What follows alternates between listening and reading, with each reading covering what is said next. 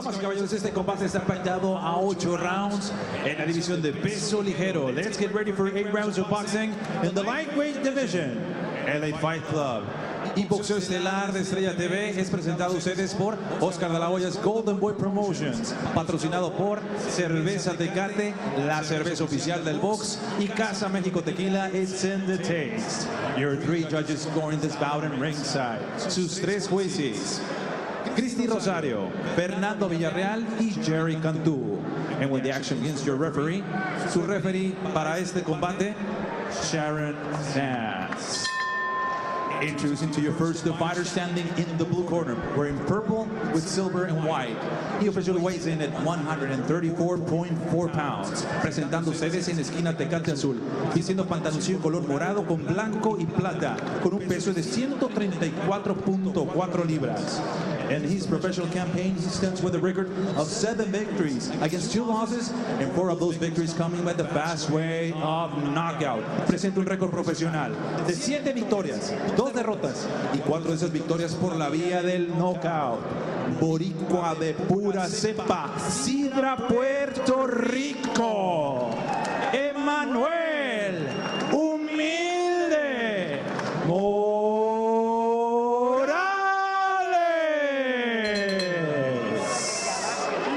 and his opponent across the ring, standing in the red corner, wearing red and gold. He officially weighs in at 135 pounds. Y su rival en la esquina Tecate Roja, vistiendo pantaloncillo color rojo con oro.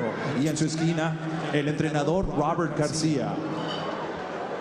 Cuenta con un récord profesional de 14 victorias, 0 derrotas y 5 de esas victorias por la vía del knockout. He stands with an undefeated record of 14 victories against no losses, and 5 of those victories coming by the fast way of knockout. Representando San Antonio, Texas, Estados Unidos, damas y caballeros, Hector Tanajara.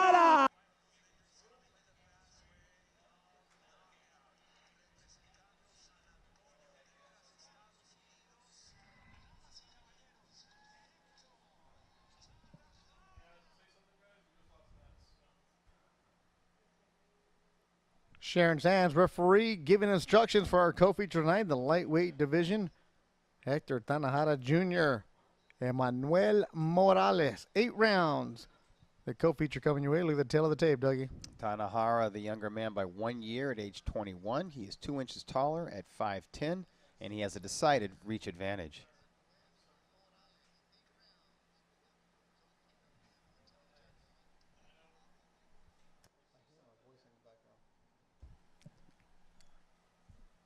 Underway, Hector Tanajara Jr. in the red and gold. Emmanuel Morales, Sidra, Puerto Rico, with a record of 7-2.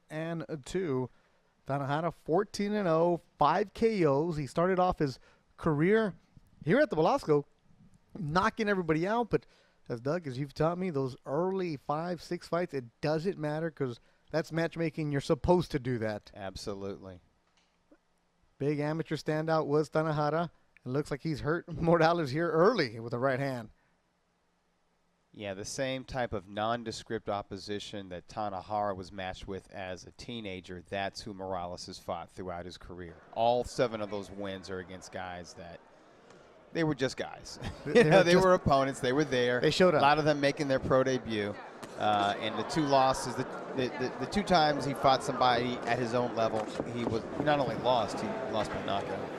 Tanajara was the one opening up eyes. Like, ooh, is this the kid we want? He was steps away from possibly going to the Olympics in 2016, decided to go pro, and here he is now with a record of 14-0. But as they've stepped up the opposition and the competition, and he started fighting real men, guys who could take punches. It became evident that he doesn't have man strength yet. Didn't have the power, but also just didn't have the physical strength to keep guys off of him when they would rough him up on the inside. So he's still finding his professional style. He's still finding what works best for him. He's obviously got a lot of tools and a good foundation with that extensive amateur background. He's obviously a dedicated young pugilist. Out there, Robert Garcia Boxing Academy in Riverside, California. Receiving a very good education there as well. It's learning a lot every day, but we have to keep it real. He is still at the 8-round level.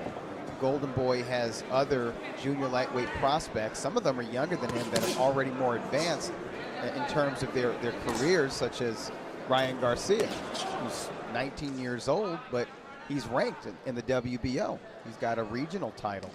Ryan's 20 now. He had a big birthday. Okay, so yeah, he just turned. Hey, happy birthday, Flash Garcia.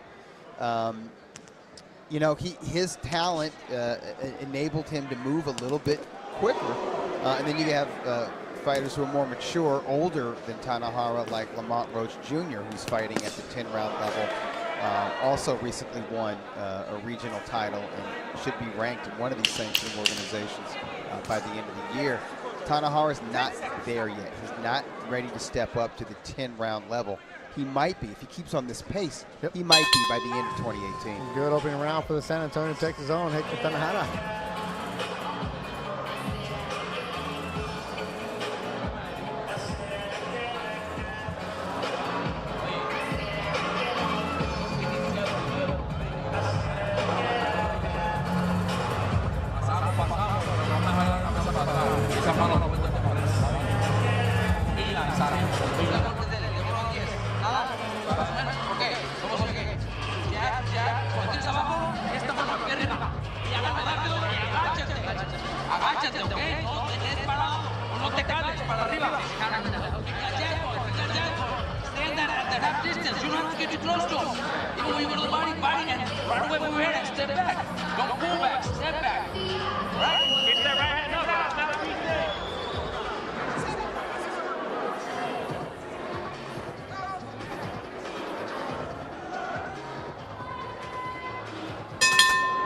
Hector Tanajara Jr., San Antonio. We were talking about his development, Doug. Said the last couple fights, he wasn't aggressive enough. That's what when they go back and watch the tape, he and Robert and his dad and everybody else in his camp, but they told him, you need to be more aggressive. That the last couple fights, they felt like he was carrying his opponents. I mean, they were good, but he wasn't stepping in to the next level. He's boxing very well so far in this bout. I like the jab. It's a nice lead straight right. I like the combinations that he flashed in the opening round. I was talking with Pita. He said, you know, when you have Tanajara in the gym and he's sparring, you're like, wow, who is this guy? Where is this guy? Then you put him into the fight with lesser quality and he's used to sparring, he kind of comes down to their level. That's been one of the things, the development of a young fighter, because he sparred Mikey Garcia, he sparred Jojo, he sparred Brandon Rios. Right, but it's different when you don't have headgear and big gloves. Yep. It's like the difference between the amateurs and the professional ones. It's a different sport. And for this one, his main sparring partner was Jonathan Navarro, who fights Saturday night on the Golden Boy Facebook show. That's going to be a very interesting matchup. Navarro's facing Damon Allen Jr. from Philadelphia, right? Golden Boy prospects going at each other. Right. I think Allen is 15-0-1 and Navarro is 14-0. And Allen is the stylist. He's the stick and move technical boxer. And Navarro, like his nickname would suggest, is Thunder, right? Oh, yeah. And Navarro's heavier as well. Yes, Navarro's a natural junior welterweight. I think Allen's coming up from lightweight. Yep. So very interesting how that's going to work out in the ring. But whoever wins that fight, that's somebody who's definitely ready to step up to solid 10-round bouts and is ready to be ranked. And that's where Tanajara hopes to be headed. And I think he is headed there. He's just not there yet. Somebody commented on Facebook, I hope Hector lets his hands go with confidence tonight. And sometimes when I see Hector, I'm wondering if the confidence is there 100%. Sometimes I see openings, or I see an opponent who looks like he's ready to go, and like the Garcias have pointed out or criticized, you know, constructive criticism, you let that guy off the hook. Let the last couple guys off the hook. Tanajara Jr., Emmanuel Morales, Tito Morales out of Puerto Rico. This was scheduled for 8 rounds. Belasco Theater in downtown Los Angeles. Another edition of the LA Fight Club. And Saturday night, the Golden Boy crew going up the freeway to Hollywood. The Golden Boy Facebook page. Saturday night for the main event of Joseph Diaz Jr. and Jesus Rojas. Third round coming your way. Bethel Duran, Doug Fisher. Keep the Facebook comments coming. We'll sort through those. It's good was a make an appearance on screen. Marco J311 at home watching with his 9 kids. He had tickets tonight, but he couldn't get enough of the kids in, so he's at home watching with them. Nice a lot of Ponce uppercut. Rio checking us out also. A good right hand from Tanajara. You know, and a right cross is a good follow-up after you land a right uppercut. If you're quick enough, if you've practiced that combination enough. The uppercut lifts the chin in the air, and then the right cross does a lot of damage. But you have to be in position. You have to have the right timing. With you're talking about the Garcia clan, how they talked with Tanajara after a fight. I'm looking at my notes. Talked to him yesterday. Said that Big G, just Robert, Eduardo talked to Tanajara. Said, look, you know what you need to stop doing? You need to stop carrying opponents. You need to take more chances.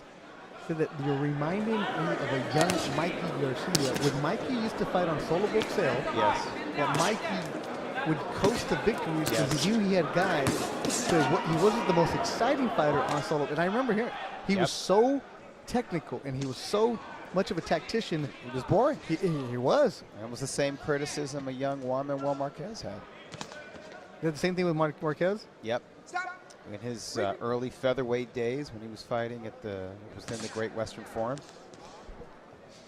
People, Mexican nationals weren't excited about this Mexico City native who obviously had Mexican the potential to be great. Well, Mexican nationals are going to hate on everything sometimes. Well, they were also spoiled Yeah. because the last standout from Mexico City was Marco Antonio Barrera. So they're going to find something to boxer, hate but he about. was, at that stage, he was all action. Because he's a young boxer himself, had an extensive amateur career, and is also a professional.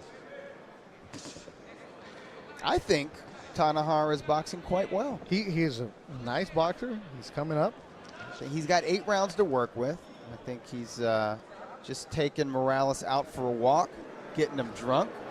And maybe once he starts to see some wobble in the legs of the Puerto Rican, he'll take him around a corner and mug him. Take him in the corner and mug. Yeah. So you're going to take him for a walk, get him drunk, and then mug him. Take him for a walk, and then you mug him. Only in boxing can you use those terms, and people are like, yeah, I agree. I get what you're saying. 3 rounds in the books.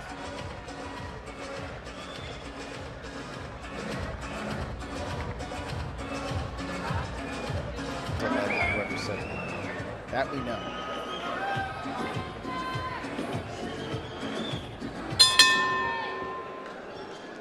Bethel Duran, Doug Fisher, and you all over the world checking out Golden Boy Boxing, the LA Fight Club at the Belasco Theater. Main event coming up next, Emmanuel Sanchez, Christopher Martin. Wait, Christopher Martin? Yeah. The guy that comes in and he's tucking a $2 steak. He's blue. He's always at it. San Diego kid. Yep. Who's no longer a kid. No. He still looks like a kid. He actually had a does. beard He has a young yesterday. face. Yeah, I like the beard. I like the pompadour thing. He's He's an EMT guy in experimenting San with. Diego. He's a good guy. That's some good scraps to Golden Boy over the years. We'll give Emmanuel Sanchez a test. We'll see what kind of fighter Emmanuel Sanchez is after getting knocked out for the first time in his career and suffering his only loss. And that was a real knockout, too. That's what Well, you call the one-hitter quitter. And that's the kind of knockout where there could be some psychological residue there. There might be some doubts. Tanajara said, you used to be the guy where he was talking about when the buzz kind of went away because you started fighting these men. And what do you have to do to get more of that? He said, knock people out. So he understands that. I can't be defensive. So he gets it. It's a matter of translating it into the ring. Morales is making it a bit of an ugly fight, and Tanajara is kind of falling into these clinches and falling into some of these survival tactics from the Puerto Rican. Morales of Sidra, Puerto Rico. The first time he's fighting in the continental United States. He fought for the Puerto Rican national team. Was actually a karate kid to the age of 14 when he found boxing. And what happened? Why the switch? He said, well, I never liked karate, but my mom wouldn't let me do the boxing. So here he is now. His brother also boxed. His dad's a trainer. Started boxing at the age of 14. So he watched some videos of Tanajara's last couple fights. He said he loved the commentary, by the way, because that was us. He didn't say that, but I'm going to tell him he did. He's doing a lot of holding right now. I wonder if there was some jiu-jitsu mixed in there with his martial arts background. But he has that strong will and that conditioning you expect from fighters with a martial arts background. 30 seconds to go in the fourth round.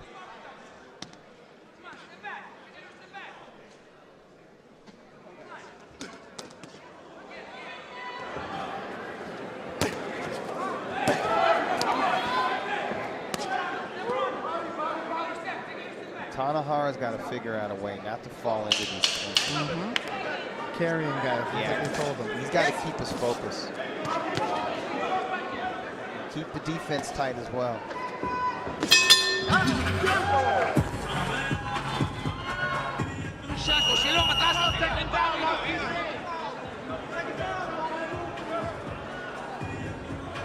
I think Alan's grandfather established a gym and rec center in Philadelphia that is quite prominent.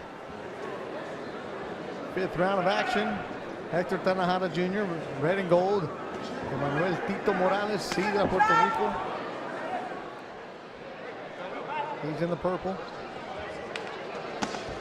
Create himself for Morales. He's winning the fight, but how are you going to win the fight? How are you going to close out the final rounds? That's what Big G was telling him about. Yeah, and allowing Morales to do what he's doing now throughout the fourth round. I think he gave some confidence to the Puerto Rican fighter. Who started round 5 fast.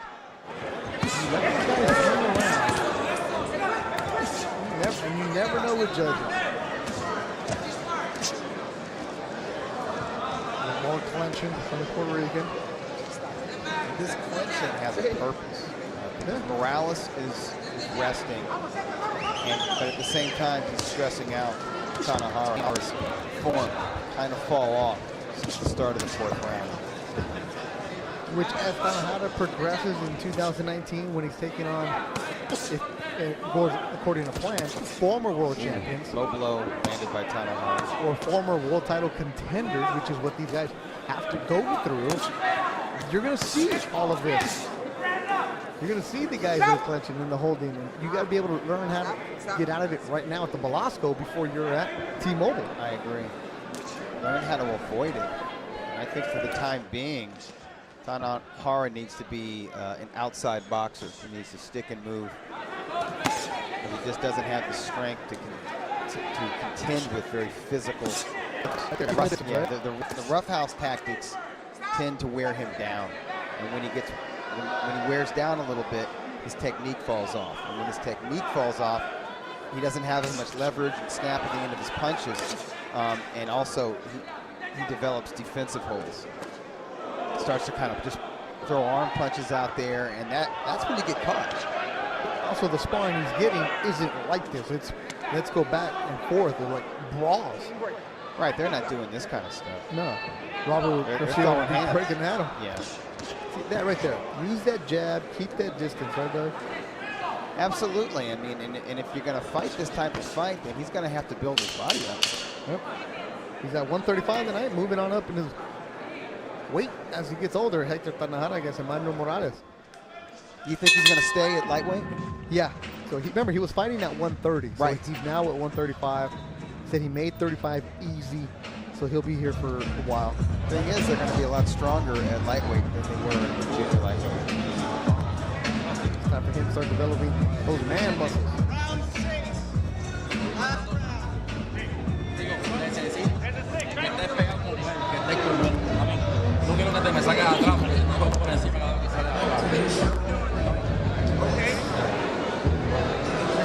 Te quiero cerca de él. cerca de él y no me jala para no Want you close to him. Give Stay me those close to short him. punches down nice and sharp. Y mueve la cabeza. Let's go. Do good doing it, right? Come on, okay? Levanta más las manos, güey. No agarras confianza, güey, porque estás bajando las manos. Pinche golpe. Cuando pega así. Live inside grappling. See, Morales has moments going to the body and up to the head, and to the right to the temple.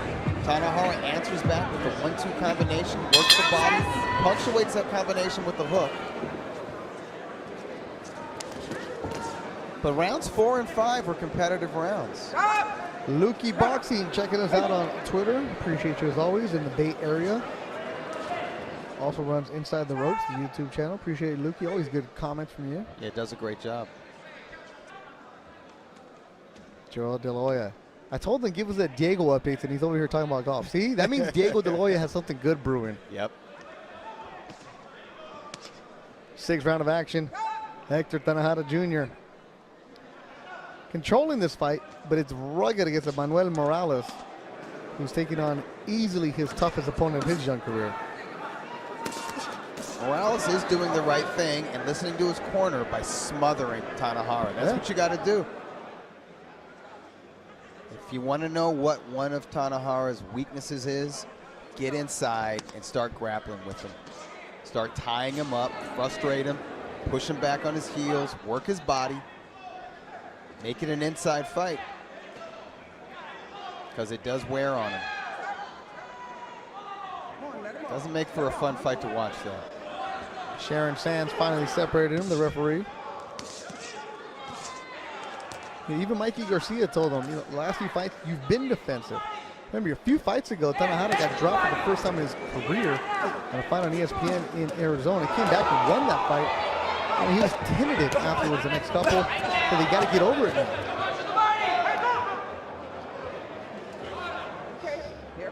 Yeah, I'm not seeing a lot of the punches of Tanajara now. So he took Morales out for that walk. Not getting him drunk. No. He stopped giving him drinks. They're walking slow, Doug. Yeah. I don't think we're going to get that mugging. No.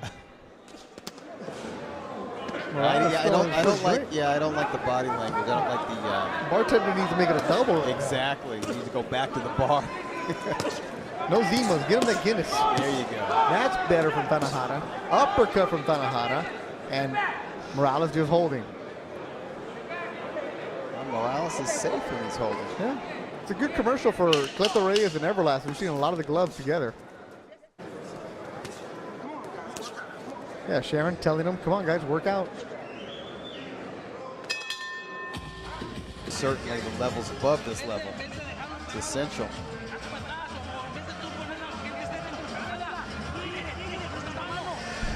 When he's holding, you throw with the other hand. Keep going.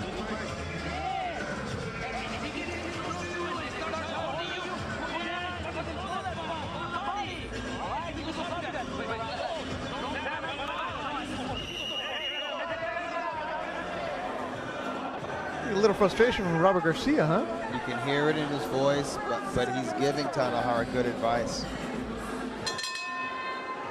And that's what these fights are for. These are developmental fights. He's supposed to learn how to deal with these situations.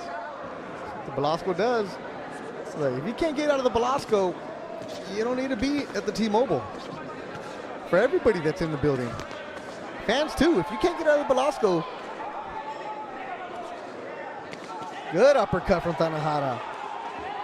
This is the Tanajara that Robert Garcia wanted to see in the first round. Yeah, Garcia cracked the whip a little bit between rounds. And his fighter is reacting, trying to make something happen, putting a little bit more edge on those shots. And Morales is going to keep on holding as long as Sharon Sands lets him. It's up to Tanajara realizing, look, she's not going to separate us. I need to do something to separate the two.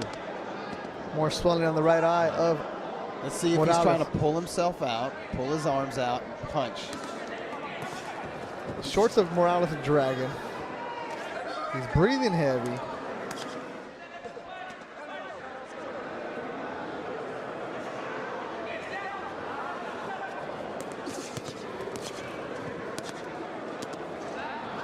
Tanajara shoving him off. There it is. Pulls back exactly like Robert Garcia said. You got to get some space to get leverage on those punches. And you also just have to show your opponent that you're not going to go along with the grappling tactics. You're not going to go, you refuse to fall into a clinch, in other words. And the way you do that is pull yourself free. Shove them off a little bit with your forearm, take a half step back, and fire shots, hard punches. Morales is here to survive right now. He's not trying to do anything to fight. He's not trying to do anything to win this fight. But let me try to go the distance with this youngster. Well, that tells you Tanajara's punches in this round have taken effect. It discouraged him a little bit. But isn't this when you're Tanajara, you step up and get in that 4th or 5th gear? You said you want to send a message and you want to put on a show. It's been tough for 6.5 rounds.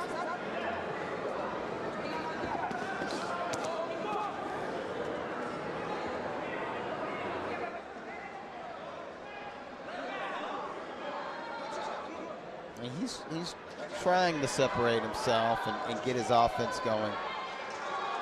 But there's limited success. He's falling into that trap of the Puerto Rican, right? Yeah. But I do see some adjustments in this round that I wasn't seeing without a doubt when he was falling into the clinches and the holding in rounds 4 and 5 and 6.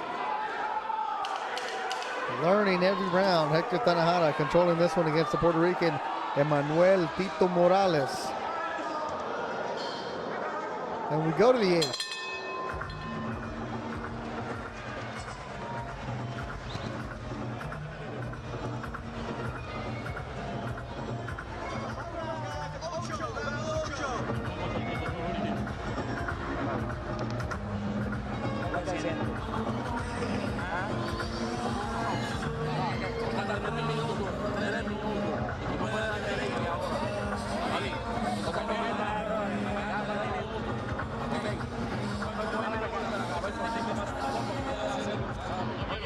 Uppercut landed by Morales, and hey, Tanajara answers him with a beautiful left uppercut of his own, followed by a right uppercut. As Tanajara pushes Morales against the ropes, Morales, of course, holds on.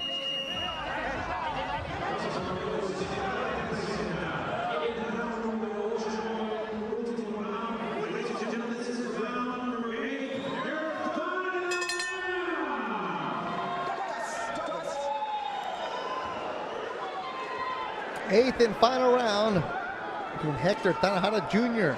There's everybody watching in San Antonio, Texas, and Emmanuel Morales. Desde Sidra, Puerto Rico. Saludos a todos los boricuas.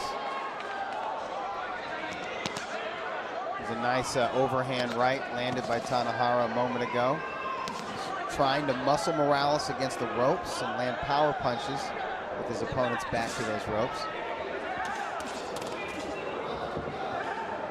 Be the first time that Morales thrown a combination in a while.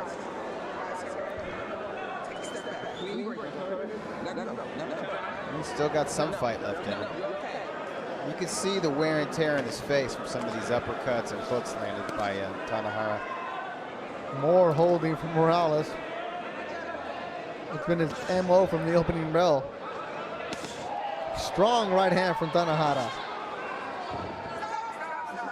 You can tell Morales is not going to do anything to put himself in a position of danger. Morales is an ugly fighter. He's a mauler. Mauler, what a word. That's why you got the Masters, because you can say that. It's not a pleasant word. Yeah, I would have just gone with ill. Yeah. You said mauler. Another clash of Tanajara complaining that he got cut. You got an accident on head, but no injury. Okay, come on, let's go. Halfway through the 8th and final round. So Hector Tanajara was trying to open eyes today and put on a show. It wasn't going to come against Emmanuel Morales. Yeah, wrong style. An opponent with the wrong mentality. This is the ultimate style make fights? Absolutely. Or don't make fights? Yeah, and sometimes they don't make fights. Tanajara at 135. As his body grows, he is 5'10". Starting to pack on the muscles, the man muscles are slowly coming in. He is a dedicated young man to the craft. He'll go back to San Antonio for a couple weeks and right back to Riverside. Golden Boy will have him active sooner than later. You know, the potential is still there, but at the present time, he's definitely behind the junior lightweight prospects such as Lamont Roach Jr. and Ryan Garcia, and even some of the lightweights that have yet to step up past the 8-round level, like Hector Duarte. I think Duarte looks a little bit more mature in there than Hector at this particular stage of his career. And that'll do it. 8 rugged rounds in the books. Hector Tanajara Jr. and Emmanuel Morales go the distance at the Blasco Theater. Tanajara looks frustration on his face. He knows he won, but not the way he should have, or the way he could have, or the way he wanted to. But you'll chalk up these 8 rounds, learning experience, and just move on. Not much you can go back and look at the tape and say, oh, I could have done this or I could have done that, right, Doug? Well, I think they could review rounds 4, 5, and 6 and just point out what he wasn't doing when he was falling into those clinches and allowing Morales to impose those roughhouse tactics upon him. I think there's some highlights from this fight. See Morales do a 360 after he missed a left hook. He's that kind of fighter. He's not pretty to watch, not the best technique in there. Defiant just enough to offer some ugly resistance and have some moments, and he did have some moments where he landed body shots and some punches to the head, but it was mostly Tanajara landing the clean, accurate shots to the head and occasionally to the body. Tanajara doing okay inside and from mid-range. There's a beautiful right uppercut. Now, if you looked at BoxRec and you saw that Morales' 2 losses were by knockout, you were expecting maybe Tanajara could take him out, but he was not able to do so. Maybe Morales was more prepared for this fight than he was for those fights. Or maybe Tanajara just isn't a puncher. Not yet anyways, and certainly not at lightweight.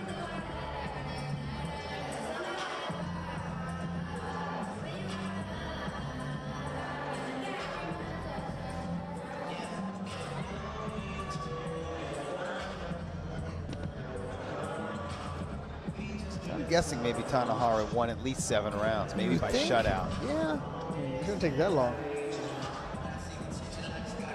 Does seem to be taking a while for these scores to be tallied. You know, it was an ugly fight to watch at times. I don't think it was a hard fight to score, though. I think I scored all 8 rounds for Tanajara, despite his struggles in rounds 4, 5, and 6.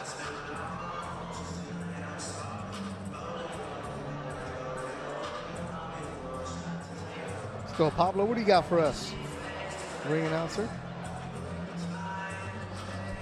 Everybody in that ring. Tom Hogan, photographer.